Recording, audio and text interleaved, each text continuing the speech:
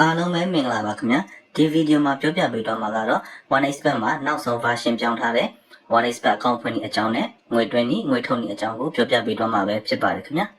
ဒီဗီဒီယိုကမိတ်ဆွေတို့အတွက်အကျိုးရှိတယ်ဆိုရင်ဗီဒီယိုကို like လုပ်ပြီးတော့ channel ကို subscribe ပြုလုပ်ပေးတော့ကြပါအောင်ခင်ဗျာ OneXBet ငွေတွင်းငွေထုတ်ပြုလုပ်ခြင်းနဲ့ဆိုရင်တော့ Viber Telegram ဖုန်းနံပါတ်3998844335ကိုဆက်သွယ်ပြီးတော့ငွေတွင်းငွေထုတ်လာရောက်ပြုလုပ်လို့ရပါတယ်ခင်ဗျာOneXBet account ဖွင့်ဖို့အတွက် registration ကိုနှိပ်ပေးပါ one click ကိုနှိပ်ပေးပါခင်ဗျာ promo code နေရာမှာ YMT47 ကိုမှန်ကန်စွာဖြည့်ပေးပါခင်ဗျာ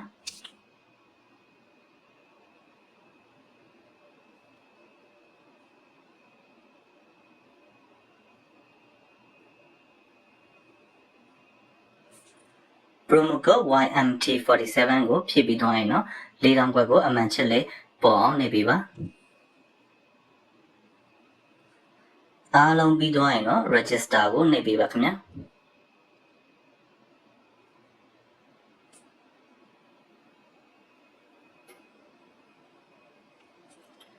ဒီနေရာမှာတော့များလေးကိုရွှေ့ပြီးတော့ကျွန်တော်တို့ဘောလုံးလေးကိုအကွက်ထဲဝင်အောင်ထည့်ပေးပါခင်ဗျာများလေးကတော့ဘယ်ဖက်ညာဖက်ရွှေ့လို့ရပါတယ်ခင်ဗျာများလေးကိုဆွဲပြီးတော့ဘောလုံးလေးကိုအဝိုင်းထဲဝင်အောင်ထည့်ပေးပါဒီလိုဆိုရင်ရပါပြီခင်ဗျာအခုဆိုရင် OneXBet account ဖွင့်တာအောင်မြင်သွားပါပြီခင်ဗျာဒီမှာရလာတဲ့ user name နဲ့ password ကို screenshot ရိုက်ပြီးတော့တေချာလေးတင်ထားပေးပါခင်ဗျာဘာလို့လဲဆိုရင်တော့ကျွန်တော်တို့ account ထွက်သွားရင်ဒီ user name နဲ့ password ကိုအသုံးပြုပြီးတော့ account ပြန်ဝင်ဖို့လိုအပ်တဲ့အတွက်အရန်ကိုအရေးကြီးပါတယ်ခင်ဗျာ user name နဲ့ password ကို screenshot ရိုက်ပြီးတော့တင်ပြီးသွားရင် next ကိုနှိပ်ပေးပါခင်ဗျာ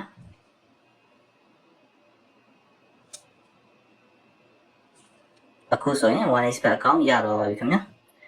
OneXBet မှာအခုငွေတွင်းပြီးတော့အခုငွေရောက်ချင်ရင်တော့ Viber Telegram ဖုန်းနံပါတ်3998844335ကိုဆက်သွယ်ပြီးတော့ငွေတွင်းငွေထုတ်လာရောက်ပြုလုပ်လို့ရပါတယ်ခင်ဗျာကျွန်တော်တို့ဆက်ပြီးတော့ OneXBet ငွေတွင်းနည်းကိုအရင်ဆုံးကြည့်ရအောင် menu ကိုနှိပ်ပေးပါခင်ဗျာ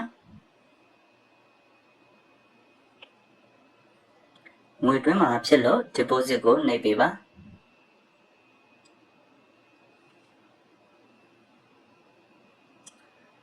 KB နဲ့ငွေတွင်းနည်းကိုအရင်ဆုံးလေ့လာရအောင် KB ကိုနှိပ်ပေးပါခင်ဗျာ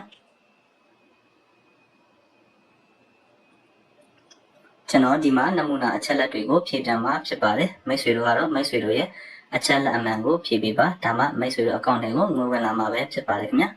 အပေါ်ဆုံးမှာငွေတွင်းမဲ့ပမာဏကိုထည့်ပေးပါ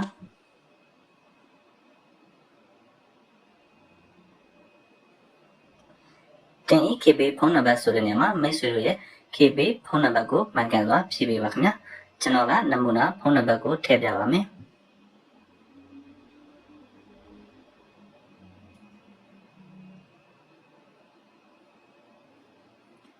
တင်ဤ KB account ကိုင်ဆောင်သူအမည်ဆိုတဲ့နေရာမှာမိတ်ဆွေတို့ရဲ့ KB အမည်ကိုမှန်ကန်စွာဖြည့်ပေးပါကျွန်တော်ကနမူနာနာမည်ကိုဖြည့်ပြပါမယ်ခင်ဗျာ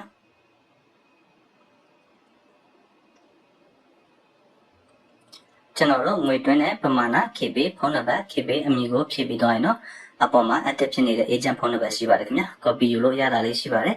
copy ယူပြီးတော့မိတ်ဆွေတို့ KB ထဲမှာငွေတော့လွှဲပေးပါခင်ဗျာငွေလွှဲပြီးရင်မိတ်ဆွေတို့ရဲ့ KB ရဲ့ transaction history မှာ KB ဇက်လောက်ဆောင်မှုအမှတ်အလုံး20ဆိုတာရှိပါတယ်အဲ့ဒါကိုဒီ20 digits ဆိုတဲ့နေရာမှာအားလုံးမှန်ကန်စွာပြန်လာဖြည့်ပေးဖို့လိုအပ်ပါတယ်ခင်ဗျာကျွန်တော်ကတော့နမူနာနံပါတ်တွေကိုဖြည့်ပြမှာဖြစ်ပြီးတော့မိတ်ဆွေတို့ကတော့မိတ်ဆွေတို့ရဲ့ KB ဇက်လောက်ဆောင်မှုအမှတ်အလုံး20လုံးကိုမှန်ကန်စွာဖြည့်ပေးပါခင်ဗျာ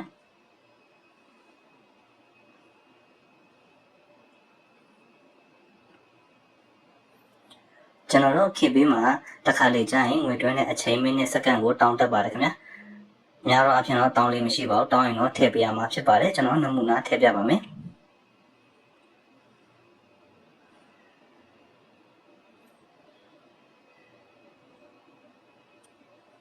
ကျွန်တော်ကတနာရီ22မိနစ်23စက္ကန့်ဆိုပြီးတော့နမူနာထည့်ပေးထားပါတယ်ခင်ဗျာကျွန်တော်တို့မတောင်းရင်ထည့်ပေးကြမလို့ပါဘူးတောင်းလို့ရှင်မိတ်ဆွေတို့ရဲ့ငွေလွှဲထားတဲ့နိုင်မိနစ်စက္ကန့်ကိုထည့်ပေးပါခင်ဗျာကျွန်တော်တို့ ငွေတွင်းတဲ့ပမာဏ KB ဖုန်းနံပါတ် KB အမည်ငွေတွင်းတဲ့အချိန်မိနစ်စက္ကန့် KB ဇာလုံးဆောင်မှုအမှတ်အလုံး20အားလုံးကိုဖြည့်ပြီးသွားရင်နော် confirm ကိုနှိပ်ပေးပါခင်ဗျာဒါဆိုရင်မိတ်ဆွေတို့ KB နဲ့ငွေတွင်းတာအောင်မြင်တော့မှာပဲဖြစ်ပါတယ်မိတ်ဆွေတို့အကောင့်တွေကို15မိနစ်20အတွင်းငွေဝင်လာပါလိမ့်မယ်ခင်ဗျာအကယ်လို့ဒီငွေတွင်းကြီးကကြာတယ်အလုပ်ရှုပ်တယ်အလုပ်ရှုပ်တတ်တာခြင်းနဲ့ဆိုရင်တော့ Viber Telegram ဖုန်းနံပါတ်3998884435မှာငွေလွှဲပြီးတာနဲ့မိတ်ဆွေတို့အကောင့်တွေကိုငွေချက်ချင်းရအောင်ငွေလာတွင်းလို့ရပါတယ်ခင်ဗျာကျွန်တော်တို့ web နဲ့ငွေတွင်းကြီးကိုကြည့်အောင် web money ကိုနှိပ်ပြပါခင်ဗျာကျွန်တော်ကဒီမှာနမူနာအချက်လက်တွေကိုဖြည့်ပြမှာဖြစ်ပြီးတော့မိတ်ဆွေတို့ကတော့မိတ်ဆွေတို့ရဲ့အချက်လက်မှန်ကိုဖြည့်ပေးပါဒါမှမိတ်ဆွေတို့အကောင့်ထဲကိုငွေဝင်လာမှာပဲဖြစ်ပါတယ်ခင်ဗျာအပေါ်ဆုံးမှာငွေတွင်းမဲ့ပမာဏကိုထည့်ပေးပါခင်ဗျာ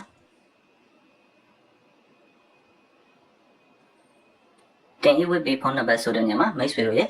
web ဖုန်းနံပါတ်ကိုမှန်ကန်စွာထည့်ပေးပါခင်ဗျာကျွန်တော်ကနမူနာဖုန်းနံပါတ်တစ်ခုကိုထည့်ပြပါမယ်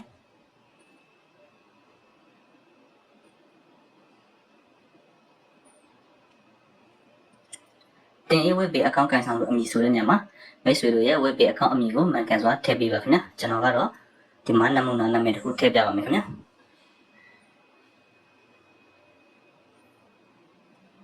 ကျွန်တော်တို့ငွေတွင်းတဲ့ပမာဏ weight ဖုန်းနံပါတ် weight အမည်ကိုထည့်ပြီးတော့ရင်တော့အပေါ်မှာ active ဖြစ်နေတဲ့ agent ဖုန်းနံပါတ်ရှိပါတယ်ခင်ဗျာ copy ယူပြီးတော့မိတ်ဆွေတို့ရဲ့ weight ထဲမှာအရင်ဆုံးငွေတော့လွှဲပေးပါခင်ဗျာငွေလွှဲပြီးတော့ရင် weight ရဲ့ transaction history မှာ weight လုပ်ငန်းစဉ်အမှတ်ဆိုတာရှိပါတယ်အဲ့ဒါကိုဒီ6 to 10 digits ဆိုတဲ့နေရာမှာအားလုံးမှန်ကန်စွာပြန်လာပြီးတော့ဖြည့်ပေးပါခင်ဗျာကျွန်တော်ကတော့နမူနာကဏ္ဍတွေကိုဖြည့်ပြမှာဖြစ်ပြီးတော့မိတ်ဆွေတို့ကတော့မိတ်ဆွေတို့ရဲ့ weight လုပ်ငန်းစဉ်အမှတ်အားလုံးကိုမှန်ကန်စွာဖြည့်ပေးပါခင်ဗျာ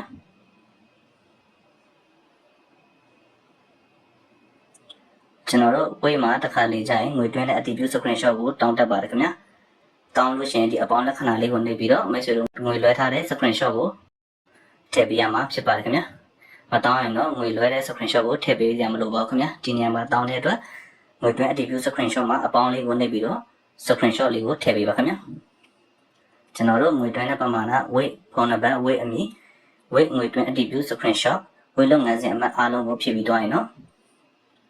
confirm ကိုနှိပ်ပေးပါခင်ဗျာဒါဆိုရင်မိတ်ဆွေတို့ weight နဲ့ငွေတွင်းကအောင်မြင်သွားမှာပဲဖြစ်ပါတယ်မိတ်ဆွေတို့ account တွေကို15မိနစ်20အတွင်းငွေဝင်လာပါလိမ့်မယ်ခင်ဗျာဒီလုပ်ငန်းစဉ်ကကြာတယ်ငွေတွင်းပြီးတော့အချက်ချင်းပဲငွေရောက်ချင်တယ်ဆိုရင်တော့ Viber Telegram ဖုန်းနံပါတ်3998884435ကိုဆက်တွဲပြီးတော့ငွေလာတွင်းလို့ရပါတယ်ခင်ဗျာကျွန်တော်တို့ငွေတွင်းပြီးသွားရင်ငွေထုတ်နည်းကိုဆက်ပြီးတော့ကြည့်အောင်ခင်ဗျာ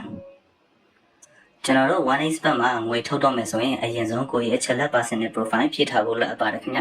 ဒီတော့ကိုယ့်ရဲ့အချက်လက် personal profile ဖြည့်နည်းကိုအရင်ဆုံးကြည့်အောင်ခင်ဗျ menu ကိုနှိပ်ပေးပါ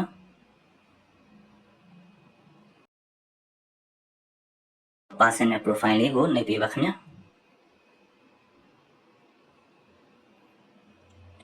enter details ကိုနှိပ်ပါ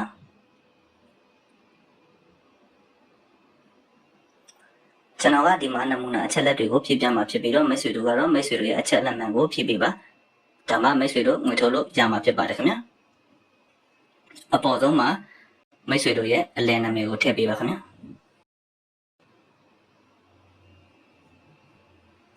first name ကတော့မိတ်ဆွေတို့ရဲ့ပထမအမည်ကိုထည့်ပေးပါခင်ဗျ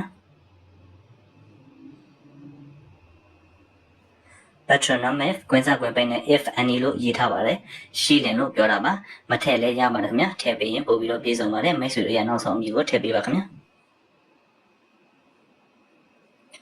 date of birth ကတော့မိတ်ဆွေတို့မွေးရက်မွေးလမွေးနေ့ဖြစ်ပါတယ်ခင်ဗျကျွန်တော်က2000လောက်ကိုနမူနာထည့်ပြလိုက်ပါမယ် place of birth ကတော့မိတ်ဆွေတို့မွေးဖွားတဲ့နေရာဖြစ်ပါတယ်ကျွန်တော်ကအားလုံးကိုရန်ကုန်မှာနမူနာဖြည့်ပေးပါမယ်ခင်ဗျ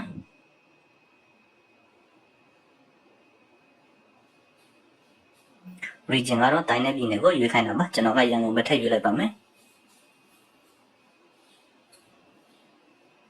city ကတော့မြို့ဖြစ်ပါတယ်ခင်ဗျရန်ကုန်ပဲထည့်ရွေးလိုက်ပါမယ်ခင်ဗျ resident address ကတော့လက်ရှိနေထိုင်တဲ့လိပ်စာဖြစ်ပါတယ်ရန်ကုန်ပဲထပ်ထည့်ပြလိုက်ပါမယ်ခင်ဗျ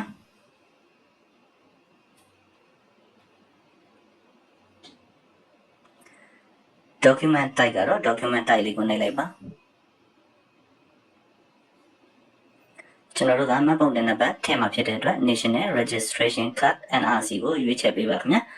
အလဲတစ်ခုဖြစ်ပါတယ်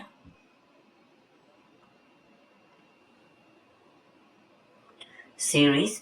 ကွင်းစားကွန်ပိုင်နဲ့ if have လို့ရေးထားပါတယ်ခင်ဗျာရှိလျင်လို့ပြောတာပါမထည့်လဲရပါတယ်ခင်ဗျာထည့်ပြီးရင်တော့ပို့ပြီးတော့ပြည်စုံပါတယ်မိတ်ဆွေတို့ရဲ့အမှတ်ပုံတင်တွေကမျိုးနာမည်လေးတွေကိုအတူကောင်းထည့်ပေးရမှာဖြစ်ပါတယ်ခင်ဗျာနမူနာအနေနဲ့မြစ်ကြီးနားဆိုရင်မာကာနာပေါ့နော်ရန်ကုန်တောင်တကုံဆိုရင်တာဒါကမြောက်တကုံဆိုရင်မဒါကအစရှိသဖြင့်ပေါ့နော်အတူကောက်လေးတွေကိုရေးပေးရမှာဖြစ်ပါတယ်ကျွန်တော်က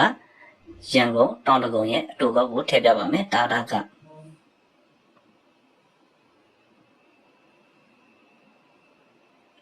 ကျွန်တော်တို့အရေးကြီးဆုံးအပိုင်းလာပါပြီခင်ဗျာမှတ်ပုံတင်နံပါတ်ဖြစ်ပါတယ် document number ပါမိတ်ဆွေတွေရဲ့မှတ်ပုံတင်နံပါတ်ကိုအားလုံးမှန်ကန်စွာဖြည့်ပေးဖို့လိုအပ်ပါတယ်ခင်ဗျာဒါမှမိတ်ဆွေတို့ငွေထုတ်တဲ့ခါမှာအခက်ခဲမရှိဘဲနဲ့ငွေထုတ်လို့ရမှာဖြစ်ပါတယ်ကျွန်တော်ကနမူနာကဏ္ဍတွေကိုထည့်ပြမှာဖြစ်ပြီးတော့မိတ်ဆွေတို့ကတော့မိတ်ဆွေတို့ရဲ့မှတ်ပုံတင်နံပါတ်အားလုံးကိုမှန်ကန်စွာဖြည့်ပေးပါခင်ဗျာအရေးကြီးပါတယ်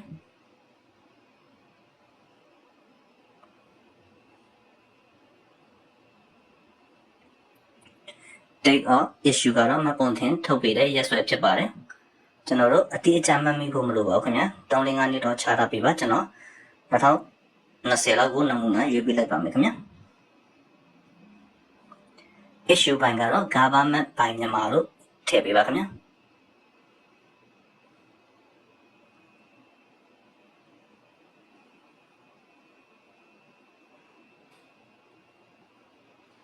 ကျွန်တော်တို့အချက်လက်အားလုံးကိုဖြည့်ပြီးတော့ရတော့တေချာလေးပြန်စစ်ပေးပါခင်ဗျအားလုံးမှန်ကန်ပြီဆိုရင် save ကိုနှိပ်ပေးပါဒါဆိုရင်ကိုရဲ့ချက်လက်ဖြည့်တာအောင်မြင်တော့မှာပဲဖြစ်ပါတယ်ကျွန်တော်ကနမူနာဖြည့်ပြတဲ့အတွက်အနောက်ပြန်ထွက်လိုက်ပါမယ်ခင်ဗျ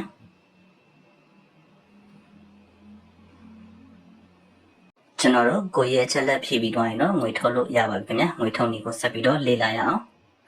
မီနူကိုနှိပ်ပေးပါခင်ဗျစက်တင်အလုံးလေးကိုနှိပ်ပေးပါ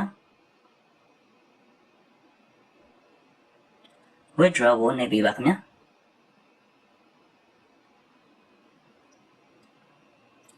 ကျွန်တော်တို့ KB နဲ့ငွေထုတ်နည်းကိုအရင်ကြည့်ရအောင် KB ကိုနှိပ်ပေးပါ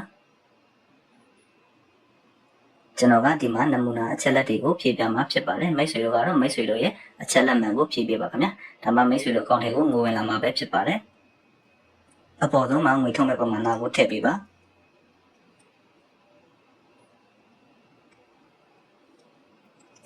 တင် KB ဖုန်းနံပါတ်ဆိုတဲ့နေရာမှာမိတ်ဆွေတို့ရဲ့ KB ဖုန်းနံပါတ်ကိုမှန်ကန်စွာဖြည့်ပေးပါခင်ဗျာကျွန်တော်ကနမူနာဖုန်းနံပါတ်ကိုထည့်ပြပါမယ်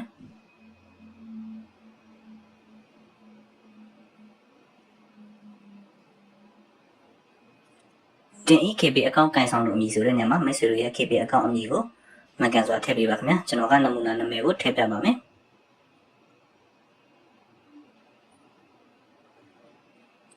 ကျွန်တော်တို့ငွေထုတ်တဲ့ပမာဏ KB ဖုန်းနံပါတ် KB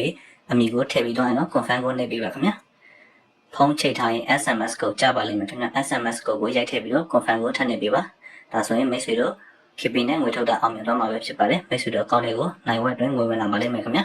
အကယ်လို့ဖုန်းနံပါတ်ချလို့အဆင်မပြေလို့ငွေထုတ်ချင်တယ်ဆိုရင်တော့ Viber Telegram ဖုန်းနံပါတ်389-888-4435ကိုဆက်သွယ်ပေးပါခင်ဗျာ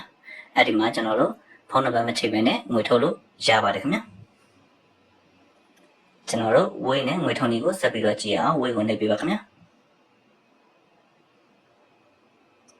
ကျွန်တော်ဒီမှာလည်းနမူနာအချက်လက်တွေကိုဖြည့်ပြမှာဖြစ်ပြီးတော့မိတ်ဆွေတို့ကတော့မိတ်ဆွေတို့ရဲ့အချက်လက်မှန်ကိုဖြည့်ပေးပါဒါမှမိတ်ဆွေတို့အကောင့်ထဲကိုငွေဝင်လာမှာပဲဖြစ်ပါတယ်ခင်ဗျာအပေါ်ဆုံးမှာငွေထုတ်မဲ့ပမာဏကိုထည့်ပေးပါခင်ဗျာ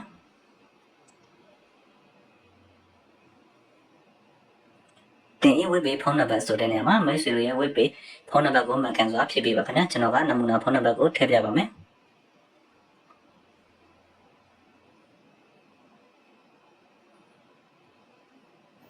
တင် web အကောင့်ကန်ဆောင်လို့အမည်ဆိုတဲ့နေရာမှာမိတ်ဆွေတို့ရဲ့ web အကောင့်အမည်ကိုမှန်ကန်စွာထည့်ပေးပါခင်ဗျာကျွန်တော်ကနမူနာနာမည်ကိုထည့်ပြပါမယ်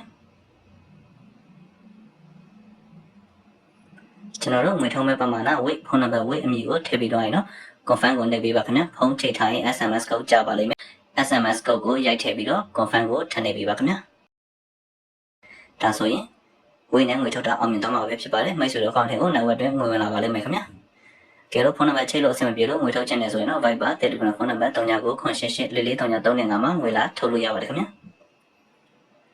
ဒီဗီဒီယိုကမိတ်ဆွေတို့အတွက်အကျိုးရှိတယ်ဆိုရင်ဗီဒီယိုကို like လုပ်ပြီးတော့ channel ကို subscribe ပြုလုပ်ပြီးတော့ကြပါဦးခင်ဗျာနောက်ထပ်လည်း one is ပတ်နဲ့ပတ်သက်တဲ့ update ဗီဒီယိုတွေအများကြီးတင်တော့ပေးမှာဖြစ်ပါတယ်ခင်ဗျာအားလုံးကိုကျေးဇူးအထူးပဲတင်ရှိပါတယ်ခင်ဗျာ